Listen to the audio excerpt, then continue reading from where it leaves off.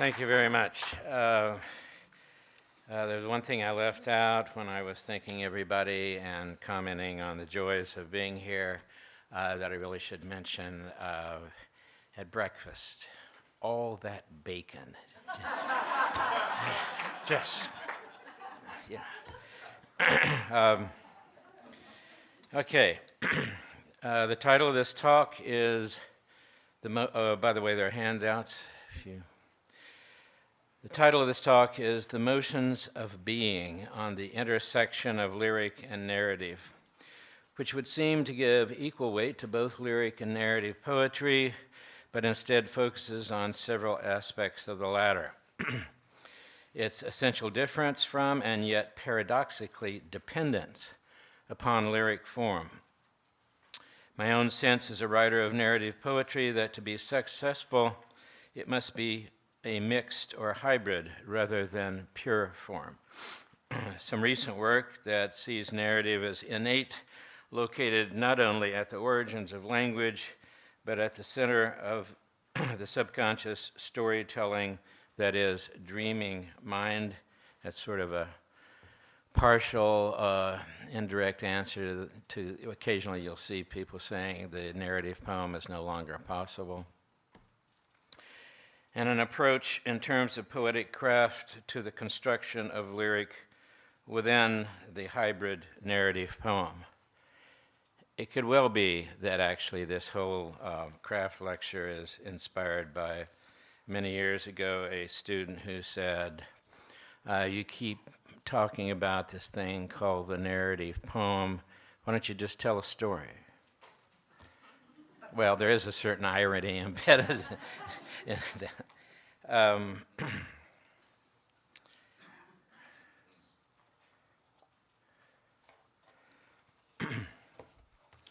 First, let me begin with a definition, a very tentative definition, what is called a working definition, and one that I resist, since I will surely revise it within the year, as I have in years previous, and one that you may well resist, especially if you're a poet, since all definitions of poetry, no matter how liberating they may actually be, seem to mark the outer limits beyond which one cannot or must not go, when they actually mark the edges of where one has been. Nevertheless, for the time being, this definition, and I hope you appreciate the utter foolishness of this, defining a poem in front of a room full of poets. Okay. And this is the first thing, I think, written on your handout. A poem is a verbal construction employing an array of rhetorical and prosodic devices of embodiment in order to achieve an ontological state, a mode of being radically different from that of other forms of discourse, with the exception of certain kinds of intensified fictional and descriptive prose, and I'm talking about such things as the blank verse, perfect blank verse sentences in like Melville's Moby Dick. Okay, a verbal construction, not too difficult, something made from words, employing an array of rhetorical and prosodic devices. This is, I think, simply truth in labeling. Most of these schemes and tropes in poetry, though not necessarily their use, can be found listed in a taxonomy of classical rhetoric. Embodiment. That is the peculiar language game of poetry. To borrow Wittgenstein's famous phrase, even though poetry uses the language of information, it is not involved in the language game of information. Expository prose is referential, informational. It explains, it talks about. To make an outrageously general, but I think largely true statement, poetry is, rather than is about. Keats's Ode to a Nightingale isn't about the flight and fall of the imagination. It enacts it. It embodies it. It is it. And for a long time in intro to poetry classes, I would begin on the first day saying, your biology text. The purpose there is to tell you about, say, the circulatory system of the frog. The purpose of poetry is to turn you into a frog.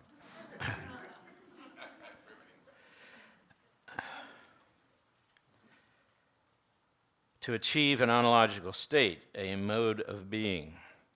This is the hard part. My use of the word being comes from a line of thought called the metaphysics of being that stretches at least from Plato and Aristotle up through Aquinas to Heidegger and beyond.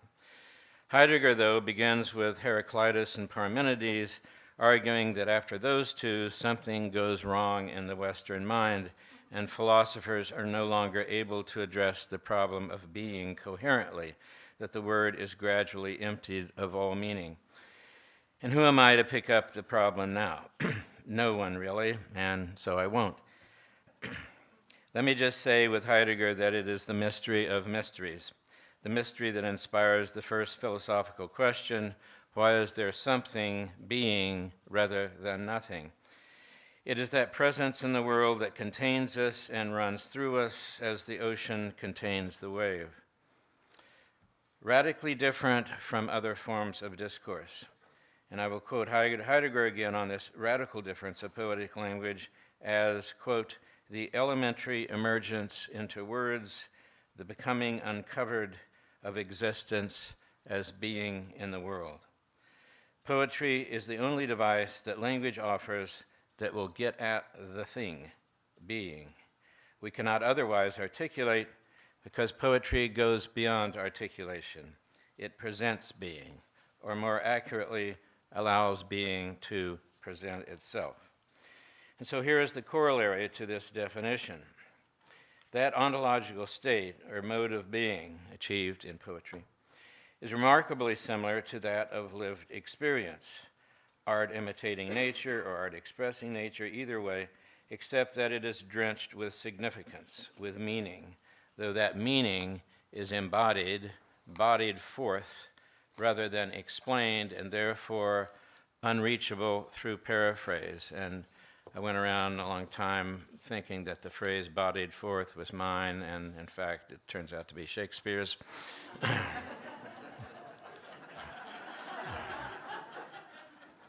Well, if you're going to steal, you need to steal from the best, you know. Unreachable through paraphrase, since the language game of aboutness can only refer to but never actually touch the language game of isness, the embodied beingness of poetry.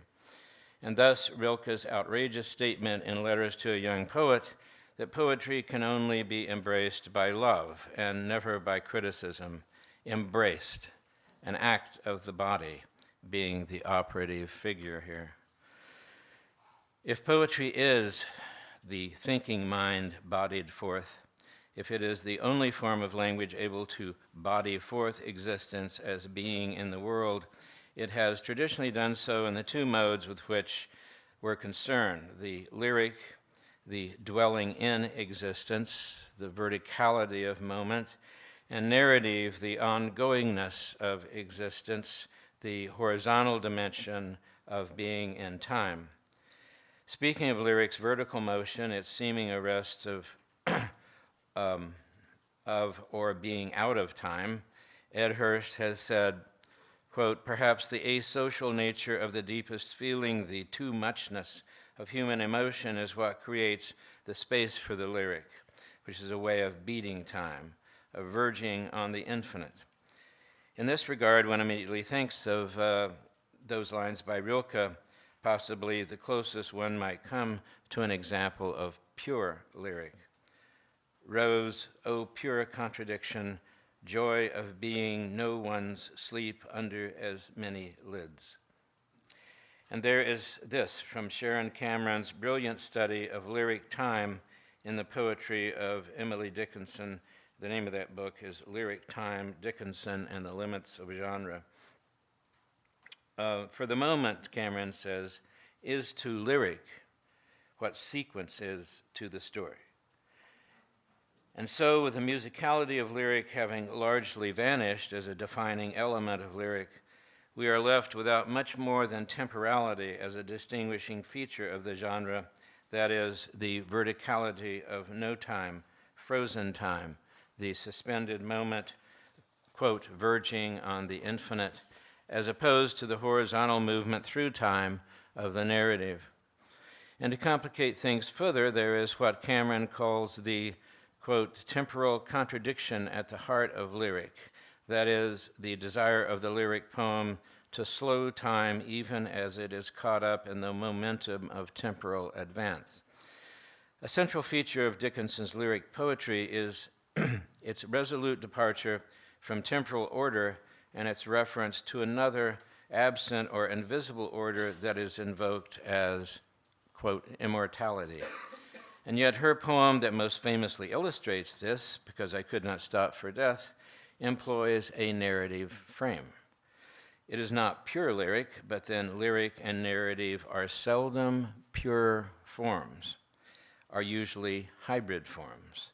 And as I will later argue, a narrative poem, in order to be successful, can never be pure, must be, that is, more than a horizontal motion, being usually described in rather limited terms as a poem that tells a story involving the devices of story, but consequently being more likely to occur in and through time, even if it is time imagined or retold.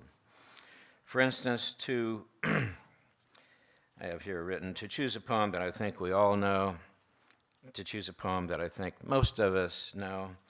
In Frost, The Death of the Hired Man, we have both motions, with lyric motion contained within a narrative comprised of essentially two events in time: the arrival of the husband Warren when he learns of the hired man Silas's return, and the discovered death of Silas at the poem's close. In between and occupying the bulk of the poem's length is the conversation about or meditation upon Silas between Warren and Mary, including past narrative events principally concerning the mentor-student, ingeniously shaped dialogue in which Mary nudges Warren toward a more sympathetic view of Silas and of the concept of home. A little drama where Warren walks backward into his own repressed, masculinized humanity, in my terms, a horizontal motion toward a withheld understanding. But another motion intersects this, a beautifully subdued lyric moment, 10 lines at the center of the dialogue, beginning with a description of the moon. And I think this is the second quote on your page. Part of a moon was falling down the west, dragging the whole sky with it to the hills. Its light poured softly in her lap. She saw it and spread her apron to it. She put out her hand among the harp-like morning glory strings, taut with the dew from garden bed to eaves, as if she played unheard some tenderness that wrought on him beside her in the night. Warren, she said, he has come home to die. You needn't be afraid. He'll leave you this time. A little bit of snarkiness at the end, that's true. The moon falls, and the rush of debate, for that is essentially what this dialogue accomplishes, pauses, falls, and in a lovely gesture of acquiescence to lunar, feminine wisdom and an intuitive act of sympathetic, figuratively musical, irrational persuasion, she gently offers to Warren the truth, woven with irony, that ought to bring the conversation to an end. It resumes, of course, but briefly, the horizontal motion of argument and counter-argument, and narrative force gives way to a dwelling in, a moment of lyric truth, cosmic, lunar, psychic, that deepens the narrative and locates it in a mystery larger than itself. This is narrative containing lyric. Two excellent examples of narrative acting as lyric are the spots of time sections from Wordsworth's Prelude and from one of my favorite Robinson Jeffers lyric poems, Hurt Hawks. Although the Prelude, which, as Samuel Johnson said of Paradise Lost, none would have wished longer,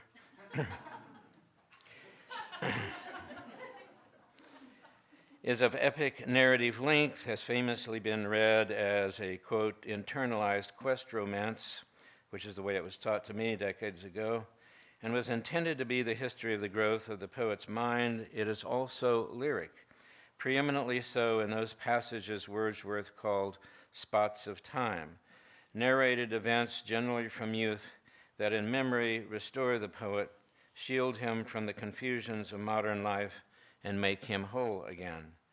In other words, spots of time, lyric oases in a spacious narrative, are literally events in horizontal time that are paradoxically transformed into remembered vertical moments of lyric depth, now out of time in the stasis of memory, verging on the infinite, as Hirsch noted.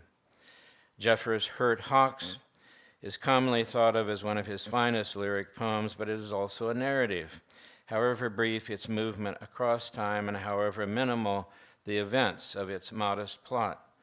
A hawk whom a broken wing has rendered flightless, its misery and torment by the curs of the day, its rescue by the narrator, feeding and care for 6 weeks, then freedom, and the hawk's return to ask for death, the lead gift in the twilight at the hands of the narrator.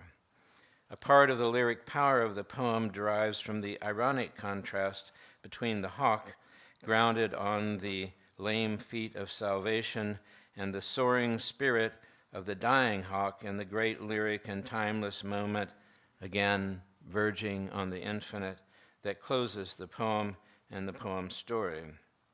And I think this is the third one. What fell was relaxed, owl downy, soft, feminine feathers, but what soared, the fierce rush, the night herons by the flooded river cried fear at its rising before it was quite unsheathed from reality. Lyric and narrative intersect, blend, coincide, or in some way entangled in one another, and the poem is not weaker, but stronger for it. How much of Eliot's The Love Song of J. Alfred Prufrock is narrative, how much lyric? If Prufrock is literally making his way across one of the shabbier sections of London to the taking of a toast and tea, accompanied by an unidentified you, it's a narrative filled with lyric moments, a sequence of lyric moments rather than exclusively narrative events. If the journey, as one interpretation has it, is entirely in his head, the you being the potential Prufrock, the I, the actual impotent Prufrock, it's a moment of lyric meditation, disguised as narrative, disguised as a dramatic monologue. The ambiguity seems all to the purpose to me, for we are given not the fullness of a life of plenitude and action, but the negative depths of a frozen, soulless man, in Eliot's view, a quintessentially 20th century man, possibly 21st century as well, for whom the manifestation of being reveals the horror of a spiritually dead age where being has no ground.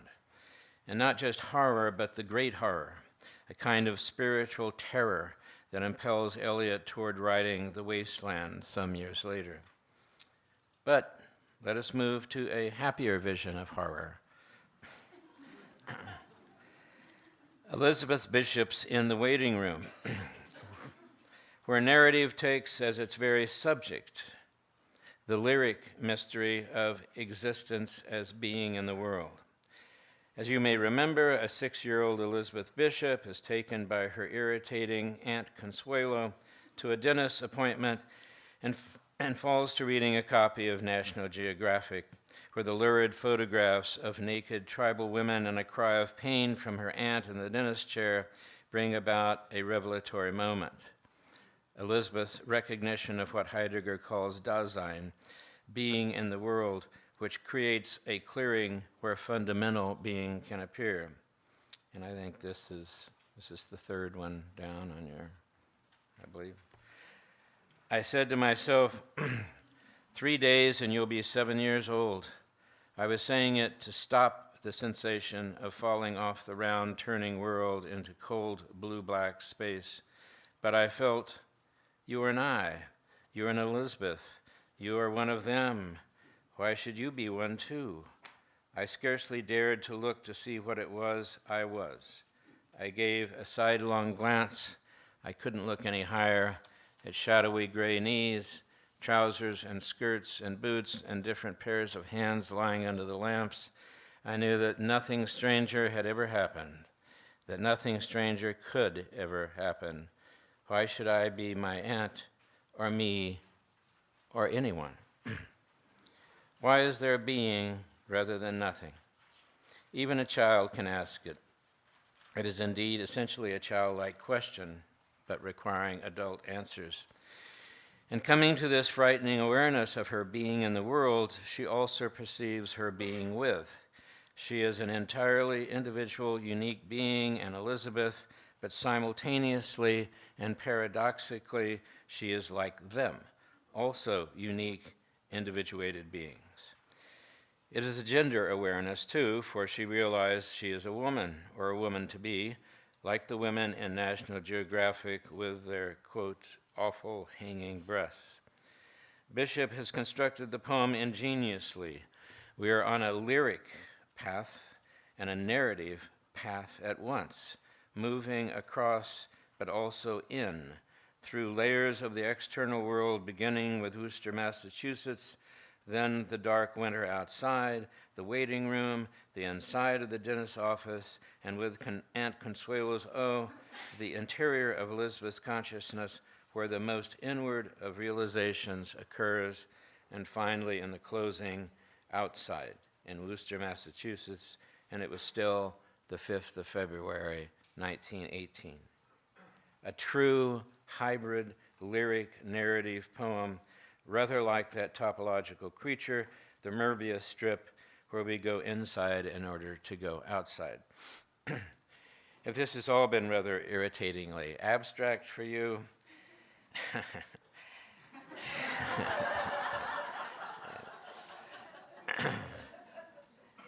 let me state my point as concretely as possible. Pure lyric poetry moves along a vertical axis. Pure narrative poetry, if there were such a thing, would move along a horizontal axis. But since it cannot, without sacrificing all lyric depth, it has to be composed so that it moves between those two axes. It has to be, to some degree, a hybrid form, and thus the little diagram there.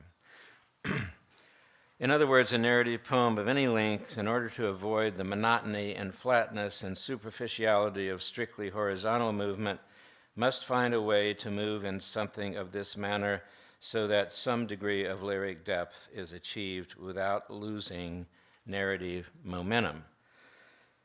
How can one achieve that? How can one write a narrative poem that is a lyric poem at the same time? My answer comes entirely from experience, and therefore may apply only to me. But after a great deal of trial and error, I came to the following decision. Abandon almost all the conventional trappings of short fiction, especially plot of the conventional sort, that is, the whole dynamic of conflict and resolution, protagonist and antagonist, plot reversal and denouement, while holding on to others such as point of view, and instead simply put two movements in motion. They could be any kind of movements, developing them until they intersect and thus form the lyric moment. Here is the first poem in which I tried this, though I used it repeatedly in later poems. And I know, yes, I apologize, this is bad form. Considered bad form in craft lectures to refer to your own work. Yes, but I just happen to, when you said it is, were you asking a question or were you saying it's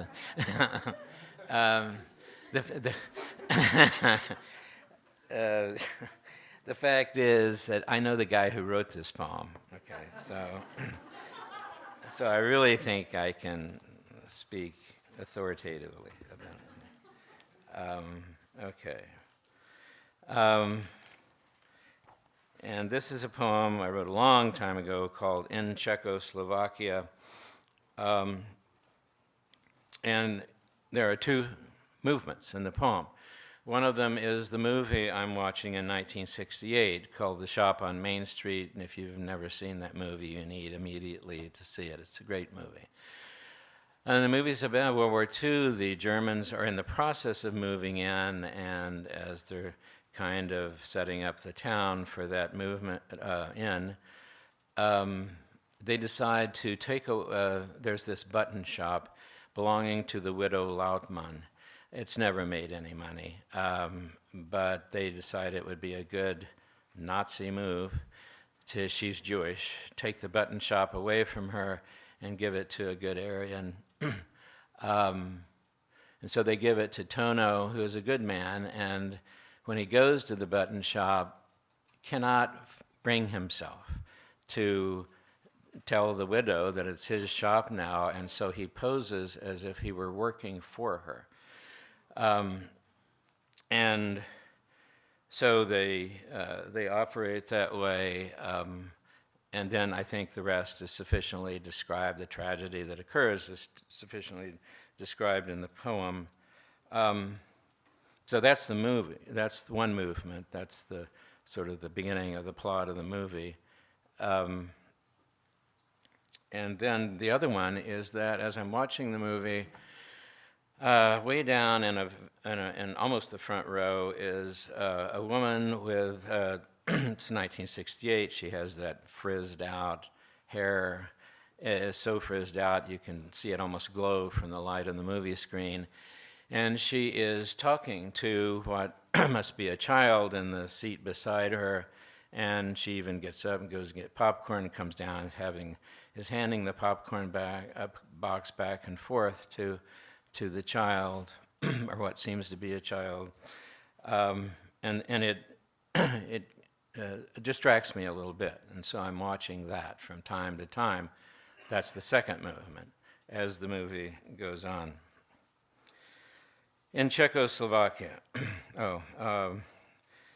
my copy editor insisted that in the real screenplay, in the original language, that I need to say Lautmanova rather than Lautmann. We had a loud argument about that, and so for the duration of the poem, I will say Lautmann. Yeah.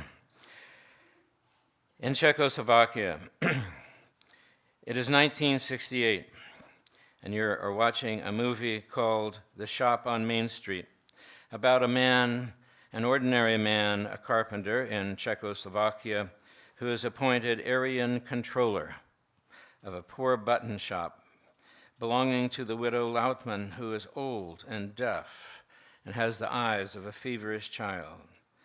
She smiles in luminous gratitude for almost anything: the empty button boxes, a photo of her lost daughters, the man Tono, who she believes has come to help her. At the point where the two meet, she kind but confused, he awkward and somewhat ashamed, you notice a woman in the front row who keeps bending toward the seat beside her and whispering and letting her hand drift lovingly toward whomever, a child you suppose, is there. The woman's frizzy hair catches the reflected light from the screen, a nimbus of fire around her head as she turns to share her popcorn with the child whose fine blonde hair and green eyes you have begun to imagine. In the movie, Tono has failed to explain his position to the widow and is acting as her helper in exchange for monthly payments from the Jewish community. He is contented. His ambitious wife is enjoying dreams of prosperity and a heightened sexuality. It is that terrible time when everyone is happier than they should be. And then, of course, the trucks move in, the dependable gray trucks that have made life somewhat impossible in the 20th century.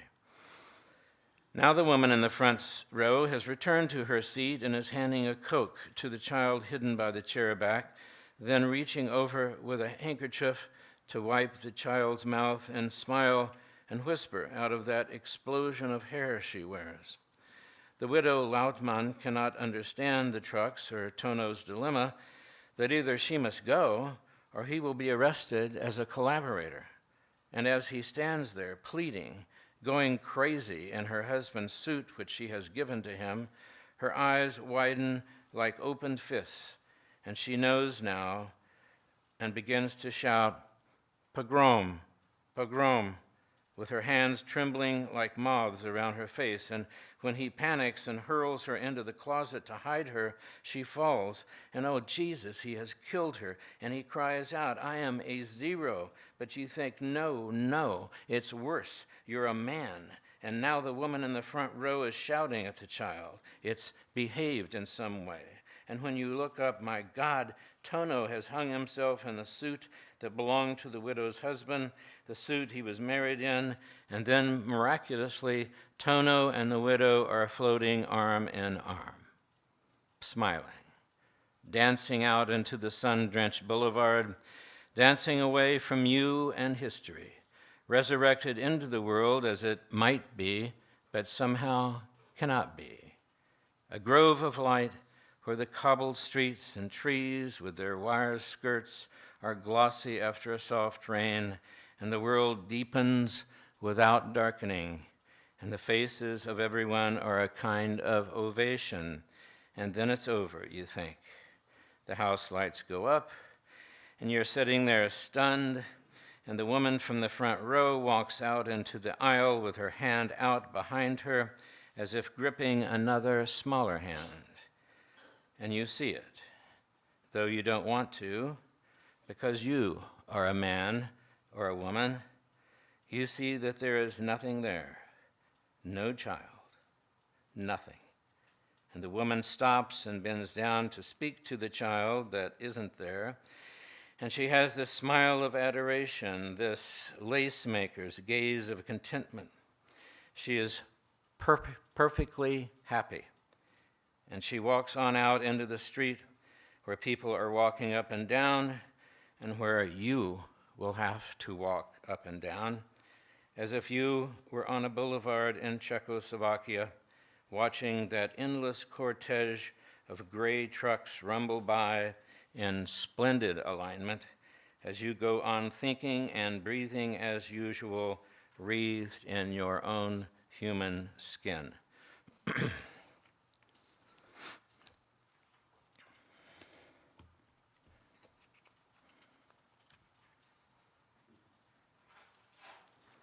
What I am pointing toward there in the closure of the final stanza, that is collective guilt, the way that crimes against humanity, especially genocidal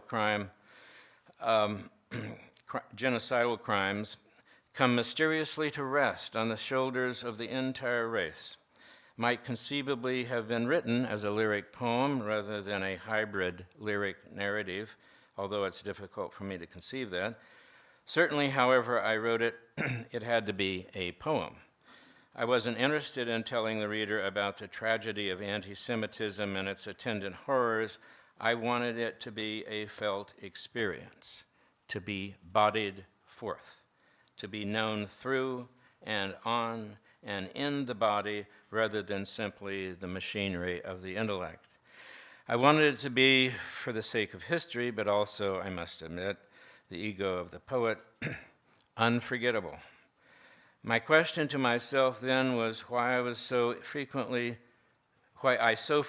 in my formal choices drifted toward the narrative poem, which is by definition, or at least my definition, the hybrid lyric narrative poem. And so in later years, I was pleased in my omnidirectional, rather undisciplined reading life to encounter the dream theory of Alan Hobson, actually not theory, but the result of clinical research, and the cognitive literary theory of Mark Turner. And this has to do with a really radical notion about narrative as being not in any way a social construction, but actually being innate, that we are born with it in the human mind. I think everyone is perfectly aware that we live in a post-Freudian age, and one of the more damaging oppositions to Freud's theory of mind emerged during the 1980s in Hobson's Sleep and Dreams Laboratory at the Harvard Medical School. To summarize unforgivably, in the interest of time constraints, Hobson found in his monitoring of subjects during REM sleep, rapid eye movement, that stimulation of the forebrain by random discontinuous impulses from the brainstem during REM, much like still photographs in no discernible sequence, is the impetus for dream creation. The higher brain then takes this random activation, seeking to make sense of it, and synthesizes it into the semi-coherent structures that we call dreams. Given this stream of chaotic and essentially meaningless impulses, Hobson says, quote, "The forebrain does its best to understand what's going on and creates a dream scenario. And it does that on the basis of creating the best story it can under adverse conditions. Or, if I may speak plainly, the forebrain instinctively motivated at the deepest level simply to tell a story. Any story. Tells a bad story. Meaningless and entirely non-symbolic out of really crappy materials." Contra Freud, Hobson believes that the need and capacity for narrative itself, rather than Freud's confused gush of repressed symbolic images, are as innate and deeply seated in the mind as the syntax motor that Noam Chomsky theorized in linguistics, which was also theorized as an innate property. Not long after reading Dr. Hobson's work, and I particularly recommend his Dreaming: An Introduction to the Science of Sleep, Oxford University Press, 2003, I came across Mark Turner's work in Cognitive Literary Theory, The Literary Mind, The Origins of Thought and Language, also Oxford, 1996, that sees the syntax of narrative and the narrative of syntax, the way that, quote, sentences are stories, as intimately related, sees syntax, in fact, as originating in narrative, relying heavily on the term parable as encompassing a complex of mental operations crucial to the very act of thinking and to the grammatical structures of thinking with language. He argues that narrative is located, quote, at the very foundations of the everyday mind. He reverses the view that language, and this is that a second page, I suppose, of somewhere in your handout. He reverses the view that language is built up from the sober to the exotic, that out of syntactic phrase structure one builds up language, that out of language one builds up narrative, that out of narrative, literary narrative is born as a special performance, and that out of literary narrative comes parable. It works the other way around, exactly the opposite, he's arguing. With story, projection, and their powerful combination in parable, we have a cognitive basis from which language can originate. The dynamic processes of parable are basic to the construction of meaning and the construction of language. Story precedes grammar. Every narrative poet, short story writer, novel writer should just go out and get drunk over that statement. You know.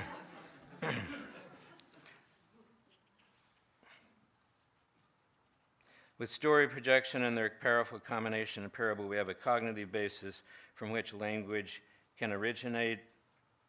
The dynamic processes of parable are basic to the construction of meaning and the construction of language. Story precedes grammar. Language follows from these mental capacities. As a consequence, it is their complex product. Language is the child of the literary mind. Both Turner and Hobson offer radical, controversial arguments open to rebuttal, but since they position narrative structure exactly where Chomsky placed the grammar machine, quote, at the very foundations of the everyday mind, they are relevant to questions about lyric and narrative that have troubled me. Why are most poems hybrid forms of lyric and narrative? Why is it so difficult to write a pure lyric poem? Why does it feel so natural to turn to the narrative poem as an embodiment of Heidegger's being in time? And of course, the answer is, or could be, if I fully accepted it, that if the poet is working out of the deepest impulses of human consciousness, he or she is working out of, or is most strongly controlled by, the mind's innate tendency to make meaning and even language itself in narrative form. In pure lyric, one has to fight this tendency. In hybrid forms, one wavers between the reality of being in time and the aspiration to beat time, to transcend it, which was Dickinson's obsession in her immortality poems. How fully can the blend of narrative and lyric be achieved? When does the form cease to be simply a mixture of elements and undergo molecular bonding, the formation of a compound with its own sort of purity and strength? It happens, or happened, when Robert Frost lifted his pen from the page on which he had written the final draft of this poem, and it's Stopping by Woods on a Snowy Evening, and I'm seeing that I want to finish in time, so I'm actually not going to read that extremely well-known poem to you. I'm going to forge on here. Imagine that I read it to you. Given the fact that so many words have been written about this poem, it may seem perverse for me to argue, as I believe, that there are certain poems, Rilke's Panther, Keats's Odes, several by Emily Dickinson, that are beyond criticism. Not beyond criticism in the sense of not being worthy of it, but beyond it in the way that a great joy or a great tragedy is beyond anything we can say about it. Of course, we should say something, should keep on trying to say something, even though it will all fall short. We'll never be able to touch it. I've read hundreds of pages of criticism of Stopping by Woods, and not one page brings me the width of a frozen lake nearer to the mystery of the poem's perfection. Not just its blend, but its bonding of narrative and lyric movements. It is most often seen, especially with its musicality, as pure lyric, a moment's pulse and meditation upon something that finally eludes us, but is so saturated with meaning that we come away still feeling the pressure of its weight. But it does tell a story, one with protagonist, antagonist, conflict, and resolution, however subtle and muted. A traveler inexplicably stops on his journey home to watch something so common as to seem beyond notice, the woods filling up with snow. And if we have lived in northern regions, rural New England in particular, we know that on the darkest evening of the year, in freezing weather, with all visible landscape falling under snow, death is a real possibility. No practical person pauses. A rational mind hurries on. Horse sense. Even a horse knows this. And the one in the poem shakes his bells in confusion or disbelief. This is a crucial narrative element in the poem. The protagonist is the traveler. The conflict signaled by the horse is between stopping and moving on. And the antagonist, what seduces the persona? What draws him into the woods?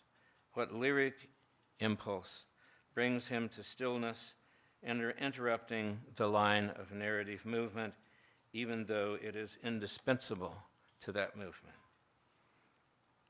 One night late on my way home from college for Christmas many, many years ago, I was caught in a blizzard without the company of an intelligent guide. I was driving, instead of a horse, a '62 Buick Special.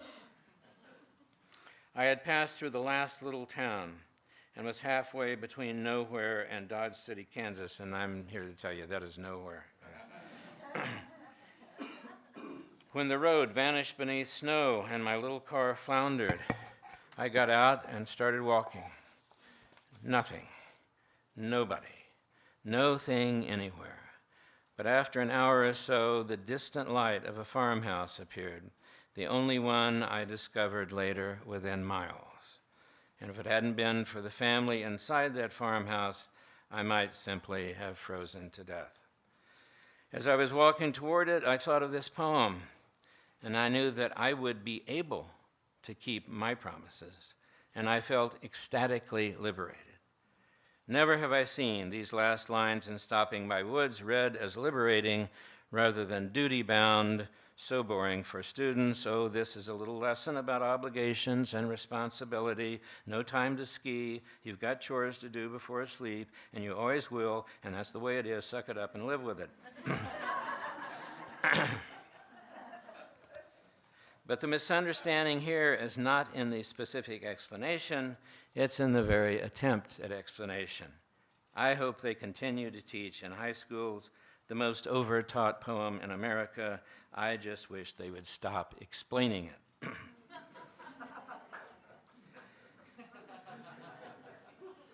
We are thrown into the world cloaked in Dasein.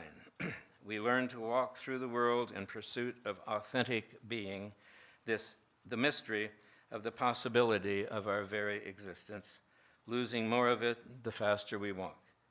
We are walking across a snow-covered field in freezing weather toward a distant light. We are sitting in a classroom reading for the first time a poem about a man journeying home on a snowy night, stopping to look into the woods, lovely, dark, and deep. And we stop too in the sudden stillness of our minds as the loveliness, darkness, and depth overtake us, and we are dwelling in the darkness, and yet we are moving through it. We are outside, and yet at the same time inside, and then we know that this is what it means, simply and astonishingly, and without the powers of poetry, ineffably, to stand at the center of our own being. Thank you.